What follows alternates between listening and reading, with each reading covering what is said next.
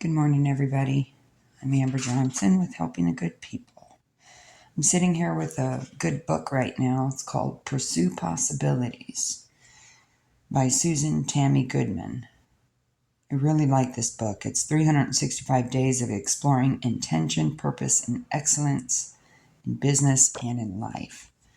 I want to read a couple pages to you, and maybe you need it. And maybe you know someone that does need it. Either way, I'm going to read for you. So the first one is called Be Releasing. There are times we do everything right and still do something wrong.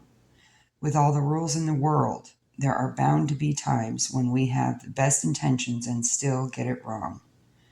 When you know you did your best, you have to let the problem go. Learn from it so you don't have to make the same one again. But let it go or else you may stay stuck. And stuck can lead to anger and shrinking back.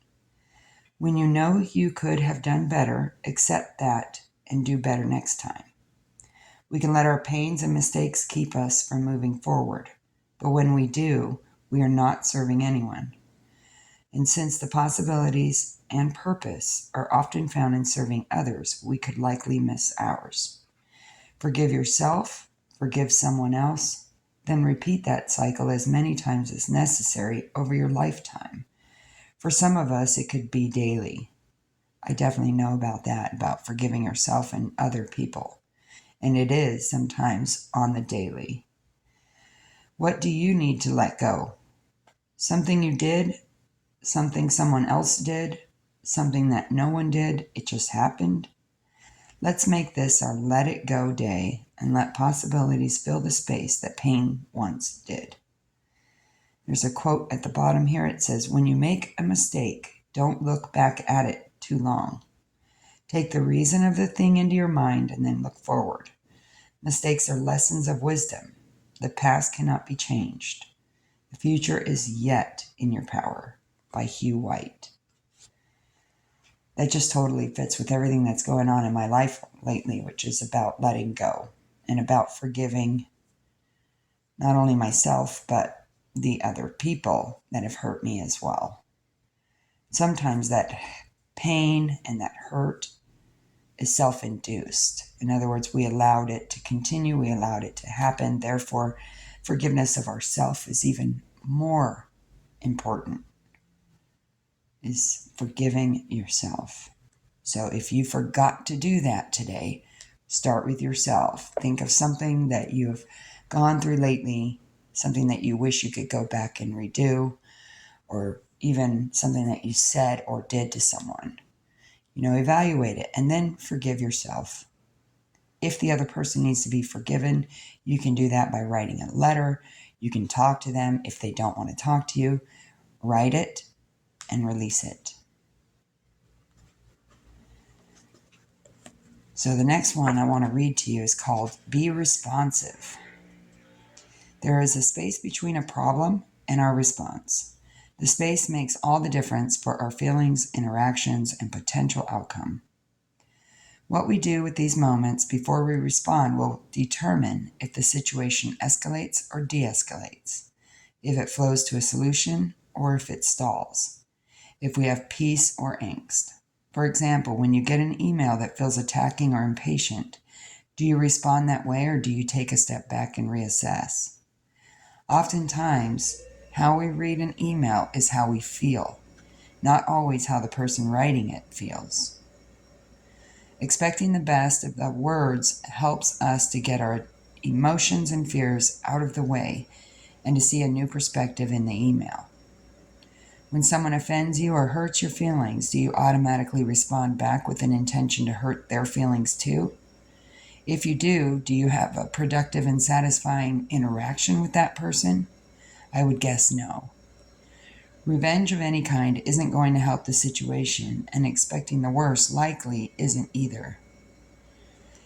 Take as long as you need to be clear-headed between the problem and your response.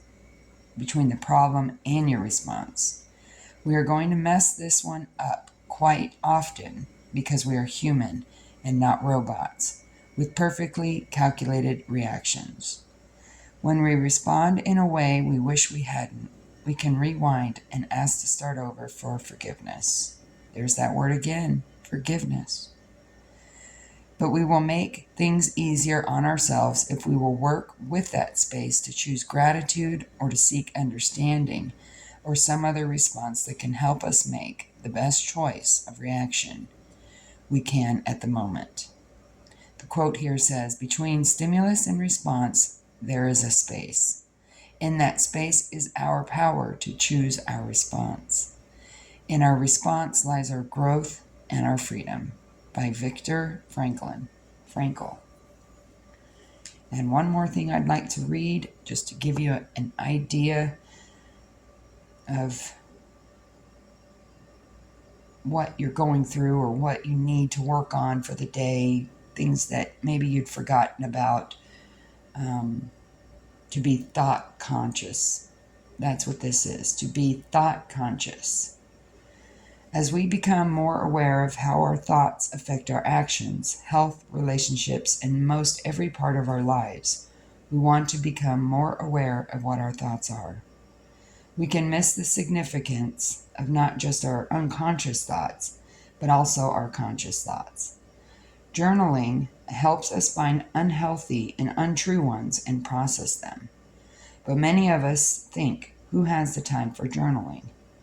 So if you are one of those time-crunched people, instead of journaling, you can simply look for signals in your daily activities.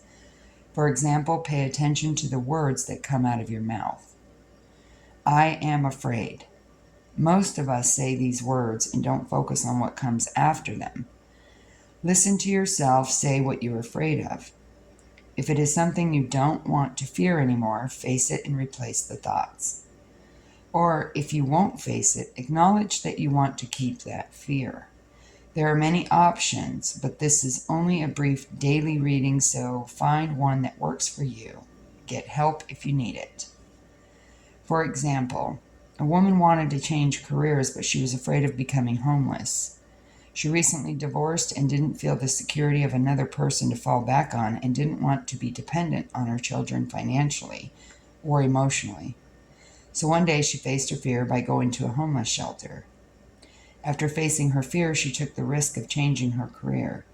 She became quite successful in business and life, accomplished, educated, and interesting. And it started with finding out and facing what she was afraid of. Another woman realized her automatic internal response to experiences was no. No, I don't need help. No, I don't want to try something new. She decided to have a no fear week and chose her first internal reaction to be yes or okay. Then she would contemplate her verbal response and whether it would be yes or no. When she changed her internal response, she could make a decision on individual circumstance rather than on habit, fears, pride, guilt, or any other negative emotion lurking around in her brain. There are many options in dealing with fears. When you find fears you were unaware of, work to find a truthful, lasting solution, and you will find great new possibilities along with it. The quote, "Nothing in life is to be feared. It is only to be understood," by Marie Curie. Well, I hope that between realizing, responsive, and thought consciousness, I've given you something to think about today. First, think about what you're angry about, you're upset about. Think about things that you have done or what other people have done. Seek understanding, seek forgiveness of yourself and others, and be aware of your responses. And also be thought conscious of your fears and the pride and the ego getting in the way of what is truly calling you to do. Get over your fear. Make the most of your day. And do your best. Thank you for listening. And I hope that something in here has helped you today. Stay tuned.